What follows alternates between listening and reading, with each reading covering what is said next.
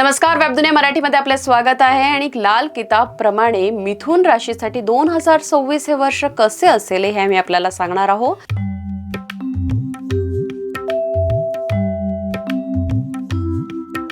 तर 2026 हे वर्ष मिथुन राशीच्या लोकांसाठी खूप महत्त्वाचे ठरू शकते. पहिल्या आणि दुसऱ्या घरात गुरुचे भ्रमण तुमची बुद्धी धारदार करेल, कौटुंबिक संबंध मजबूत करेल, संपत्ती आणि समृद्धी वाढवेल. आणि 10व्या घरात बसलेला शनी तुमच्या कार्यक्षेत्रावर सकारात्मक प्रभाव पाडत आहे, परंतु 4थ्या घरात त्याचा दृष्टिकोन तुमच्या सुख सोयी आणि विलासता यावर मिश्रित परिणाम करत आहे. दुसरीकडे अनुक्रमे 9व्या आणि 3ऱ्या घरात भ्रमण करणारे राहू आणि केतू तुमच्या भावंडांसोबतचे संबंध आणि तुमचे भाग्य बिघडवत आहे. तुमच्या कुंडली शनी आणि गुरुची स्थिती लक्षणीय प्रगतीची शक्यता निर्माण करत आहे. आता मिथुन राशीसाठी आपण सविस्तर जाणून घेऊ की काय करायचं आहे. सर्वात आधी आपण 4 प्रमुख ग्रहांची गोचर स्थिती बघूया. तर पहिल्या आणि दुसऱ्या घरात गुरुचे भ्रमण तुमची बुद्धी तीक्ष्ण करेल, कौटुंबिक संबंध मजबूत करेल आणि संपत्ती आणि समृद्धी वाढवेल. तर 10व्या घरात स्थित शनी तुमच्या कामाच्या वातावरणावर सकारात्मक परिणाम करेल.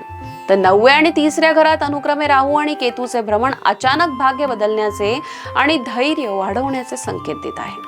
तुमच्या कुंडलीत शनी आणि गुरुचे शक्तिशाली स्थान शुद्ध कर्म राखल्यास प्रचंड प्रगतीची शक्यता निर्माण करतं. आणि एक लाल किताबमध्ये सर्वात खास उपाय आपल्यासाठी जो आहे तो नक्की आम्ही व्हिडिओच्या शेवटी आपल्याला सांगणार आहोत, तर नक्की हा व्हिडिओ बघा. त्यापूर्वी आपण सर्वात आधी करिअर आणि व्यवसायाबद्दल बोलूया. तर 10व्या घरात शनीचे भ्रमण नोकरी करणाऱ्यांसाठी अनपेक्षित प्रगती आणत आहे. शनीचा तुम्हाला कठोर परिश्रम करावा लागेल हे सांगत आहे. तुमच्या प्रामाणिकपणा आणि समर्पणाची प्रशंसा केली जाईल, ज्यामुळे चिरस्थायी आणि मजबूत यश मिळेल. तर आजचे काम उद्यापर्यंत पुढे ढकलू नका, अन्यथा शनी तुम्हाला संघर्ष करायला लावेल. दुसऱ्या घरात शनिवार गुरु 10व्या घरात शनिवार असल्याने तुमच्या व्यवसायात वाढ होऊ शकते. हे शनी कर्म आणि गुरु म्हणजे की संपत्ती याचे चांगले संयोजन आहे, ज्यामुळे भरीव नफा होऊ शकतो.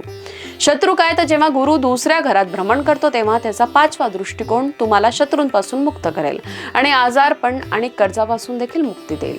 मात्र आव्हान काय, 9व्या घरात राहू आणि 3ऱ्या घरात केतू हे काम आणि कौटुंबिक बाबींमध्ये समस्या निर्माण करू शकतात. अनावश्यक खर्च आणि अपमान टाळण्यासाठी निष्काळजीपणा टाळा आणि अनावश्यक कामे आणि प्रवास टाळा.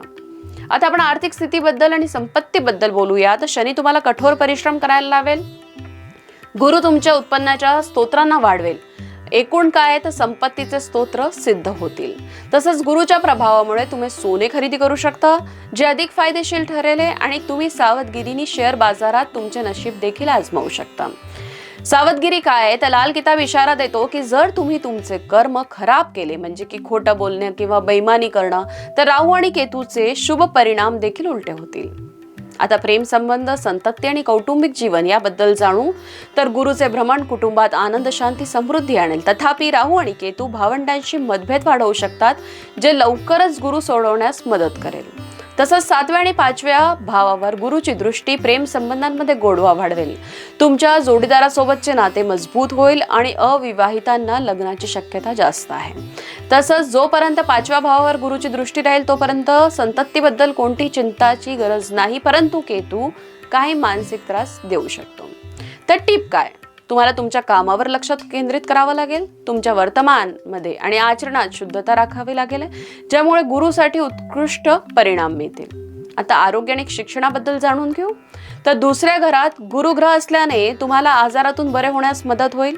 राहू आणि केतूच्या संक्रमणामुळे मानसिक ताण आणि पोटाच्या समस्या उद्भवू शकतात. शिळे अन्न आणि जंक फूड हे खाणे टाळा आणि व्यायाम करा. शिक्षणाबद्दल बोलायचं तर गुरु तुमच्या अभ्यासावर लक्ष केंद्रित करण्यास आणि आधार देण्यास मदत करेल. तथापि 9व्या घरात राहूचे संक्रमण तुमच्या अभ्यासात लक्ष विचलित करू शकतात, त्याकडे लक्ष द्या. उपाय आहे, तुमच्या कपाळावर केशर किंवा चंदनाचा तिलक लावा. दररोज कोणत्याही झाडावर 1 भांडे पाणी घाला. डोक्याजवळ पाण्याचे भांडे ठेवून झोपा आणि दुसऱ्या दिवशी सकाळी ते बाहेर पाणी ओतून द्या.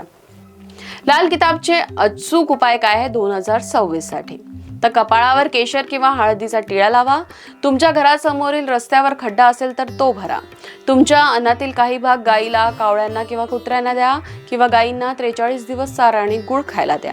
तसंच शनी, राहू आणि केतूसाठी उपाय आहे की दररोज हनुमान मंदिरात जा, 10 अंधांना जेवण द्या, दात स्वच्छ ठेवा, कडुलिंब किंवा बाभुळाचे दात घासून घ्या त्याच्याने. तसेच राहूसाठी उपाय आहे की सलग 10 दिवस देवी सरस्वतीला निळे फुलं अर्पण करा. ऑर्किड फुले देखील तुम्ही अर्पण करू शकता. आणि तुमच्या सासरच्यांशी चांगले संबंध ठेवा किंवा सोने घाला.